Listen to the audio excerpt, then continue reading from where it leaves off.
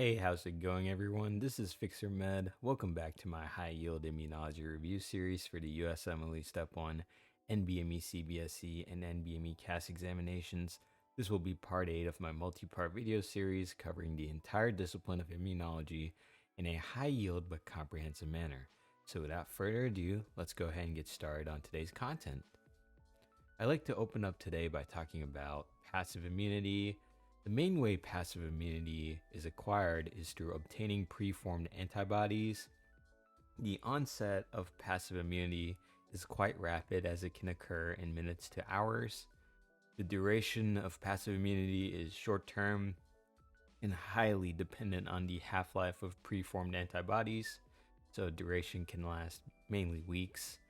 And the associated uses of passive immunity include post-exposure IVIG given for hepatitis B, VZV, tetanus, botulism, diphtheria, rabies, IgA in breast milk, and transplacental IgG.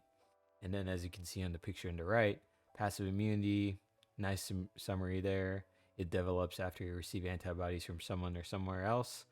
Natural antibodies are received from the mother through breast milk. Artificial antibodies can be received through a medicine, like a gamma globulin injection or infusion. Let's go ahead and take a look at active immunity.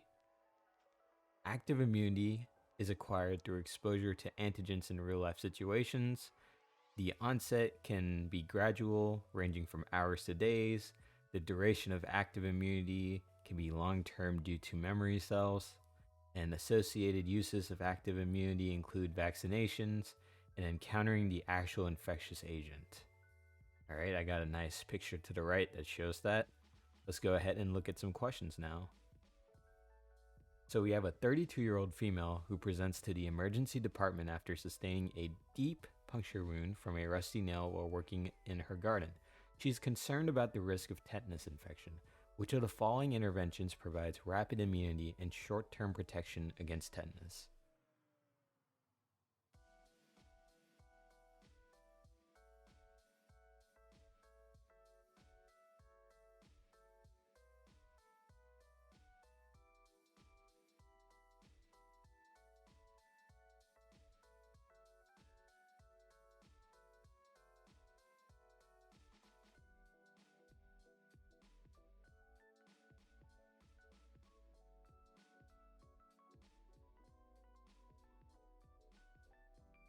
Alright, I think I gave you guys enough time there. If you need more time, please feel free to pause the video. Otherwise, moving on now. In cases of potential tetanus exposure, post-exposure administration of intravenous immunoglobulin, IVIG, offers rapid immunity to the preformed antibodies present in the IVIG. These antibodies provide immediate protection against tetanus toxins. However, it is important to note that this immunity is short-term, lasting only for a few weeks, as it depends on the half-life of the preformed antibodies.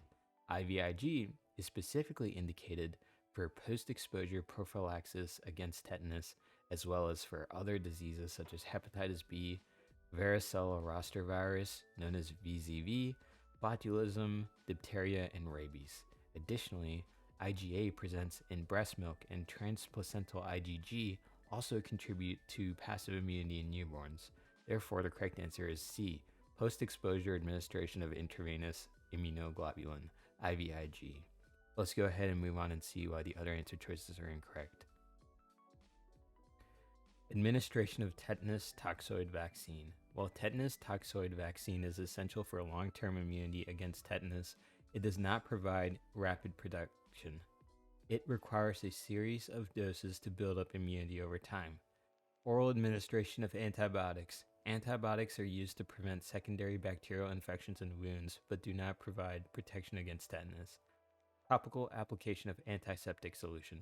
Antiseptic solutions help to clean wounds and prevent infection, but do not confer immunity against tetanus. Removal of foreign body and wound debridement. While important for wound management, removal of foreign bodies and wound debridement do not provide immunity against tetanus. Let's go ahead and move on to the next question. A 45-year-old male is planning a trip to a region endemic for yellow fever. Which of the following interventions provides gradual but long-term protection against yellow fever?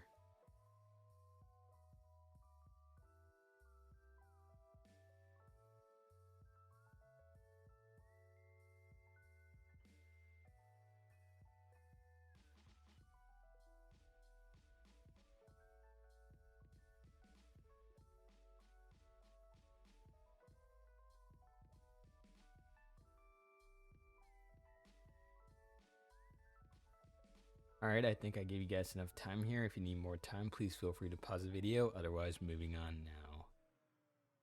The correct answer is administration of the yellow fever vaccine.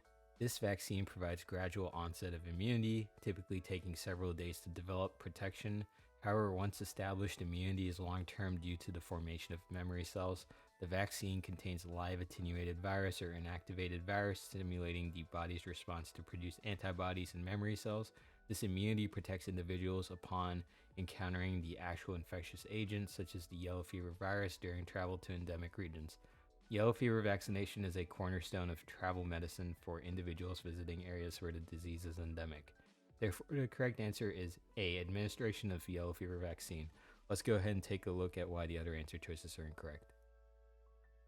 Oral administration of anti-malarial medication. Anti-malarial medications are used for prophylaxis against malaria and do not confer immunity against yellow fever. Post-exposure administration of intravenous immunoglobulin, IVIG. IVIG produces or provides passive immunity and is used for immediate protection against certain diseases, but it does not confer long-term immunity like vaccinations. Topical application of insect repellent. Insect repellent helps to prevent mosquito bites and reduces the risk of acquiring mosquito-borne illnesses such as malaria and dengue fever, but does not provide immunity against yellow fever. Quarantine upon return from the endemic region. Quarantine measures are used for containment of contagious diseases but do not confer immunity against yellow fever. That will do it all for passive and active immunity today, guys. Hope this helped you guys out. If you have any questions, comments, or concerns, please feel free to list them in the comment section below. And I'd appreciate it if you could leave a like and subscribe to this channel for more content like this so we can grow our community further. Anyways, that's all I have for today, so this is FixerMed signing off. Be sure to have a great day, everyone, and good luck studying. Goodbye.